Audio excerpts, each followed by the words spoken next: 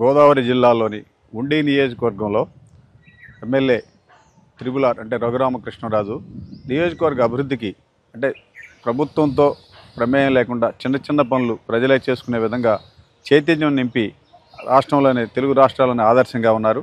ప్రధానంగా ఆ ప్రాంతంలో ఉన్నటువంటి పంట కాలువలను మరమ్మతులు చేసుకుంటే పంట చేసుకుంటే రైతులకు ఎంతో ఉపయోగపడుతుందని, పంట కాలువల ద్వారా కాలువలో పేరుకున్న తూటుకాడ పూడిక వీటన్నిటిని తొలగించడానికి స్వల్పంగా అయ్యే ఖర్చును రైతులే భరించే విధంగా ఆయన ఆ ప్రాంతంలో చైతన్యం నింపారు. దానికి ప్రధానంగా ముందుగా ఆయన కొంత 5 నుంచి 10 లక్షల వరకు ఆయన చందాలు ఇచ్చి దానిని మిగతా వాళ్ళతో ఆ ప్రాంతంలో ఉన్నటువంటి కొంతమంది భాగ్యవంతులతోటి నిధులు సమకూర్చుకొని ప్రధానంగా ఆ ప్రాంతంలో పంట కాలువలు పూర్తిగా పొడిగి తీసే విధంగా ఒక ప్రణాళికను రూపొందించారు.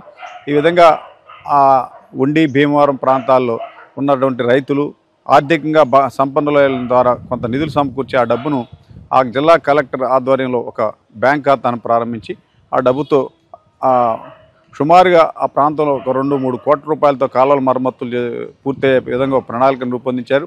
దీనివల్ల వందల కోట్ల రూపాయల పంట ఉత్పత్తి వచ్చే అవకాశం ఉంది. ప్రస్తుతం రాష్ట్ర ప్రభుత్వం దగ్గర నిధులు లేవు.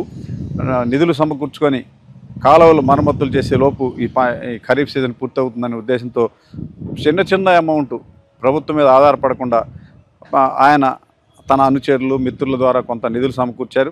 ప్రధానంగా పంట కాలువల తర్వాత పాఠశాలల్లో చిన్న మరమ్మతులు అంటే మరుగుదొడ్లు, తర్వాత తలుపులు, ఇటువంటి చిన్న మరమ్మతుల్ని పూర్తి చేయడం కోసం ఆయన ఒక ప్రణాళికను తయారు చేశారు. ప్రధానంగా ఆ పాఠశాలలో ఎవరైనా ఆ గ్రామస్తులు ముందుకొచ్చి ఆ పాఠశాలలో చదివిన పూర్వ విద్యార్థులు కానీ ఎవరైనా దాన్ని ఉన్నతంగా తీర్చిదిద్దితే వారి పేరు వేసుకునే విధంగా కూడా ఒక అవకాశం కల్పించారు.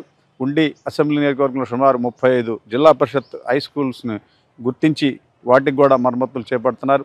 ఇప్పటికే పంట కాలువల మరమ్మతులు, తర్వాత మురుగు కాలువల మరమ్మతులు యుద్ధ ప్రాతిపదికన జరుగుతున్నాయి. దానికి సంబంధించినటువంటి క్షేత్రస్థాయిలో రైతుల్లో చైతన్యం పెంచి వాళ్ళందరికీ రఘురామకృష్ణరాజు ఆదర్శంగా ఉన్నారు.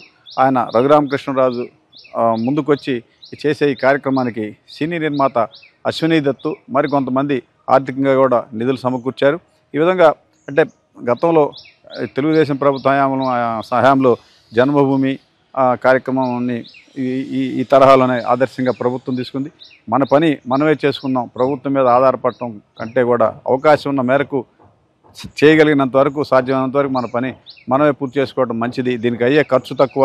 దీనికోసం ప్రజాప్రతినిధులు అధికారులు చుట్టూ తిరిగే కంటే కూడా చిన్న వనరులని మీద మనం పూర్తి చేసుకోవడం వల్ల పంటలు ఎక్కువగా పండుతాయి, రైతులకు ఎంతో మేలు జరుగుద్ది, అన్ని కుటుంబాలు ఆర్థికంగా బలోపేతం అవుతాయనే ఉద్దేశంతో తొలిసారిగా ఉండి నియోజకవర్గంలో రఘురామకృష్ణరాజు చేపట్టిన కార్యక్రమం రాష్ట్ర వ్యాప్తంగా ఇప్పుడు అందరికీ ఆదర్శంగా ఉంది.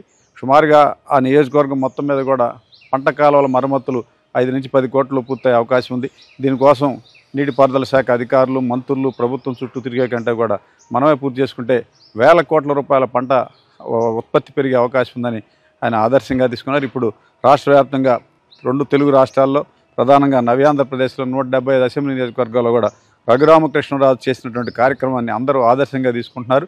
అందరూ ఆ తరహాలో ముందు వచ్చే అన్ని నియోజకవర్గాల్లో కూడా రైతులు ఇప్పుడు ఖరీఫ్లో తొలకరిలో ఈ పంట కాలువల సమస్య వెంటనే తొలగిపోయే అవకాశం ఉంది. మరమ్మతులు ఇమ్మీడియట్గా వెంటనే చేపడితే కాలువల్లో నీటి ప్రవాహానికి ఆటంకం లేకుండా ఉంటుంది. ఏదైనా సరే రఘురామకృష్ణరాజు చేపట్టిన కార్యక్రమాన్ని అందరూ హర్షిస్తున్నారు. ఇది దీనికి సంబంధించిన విషయం.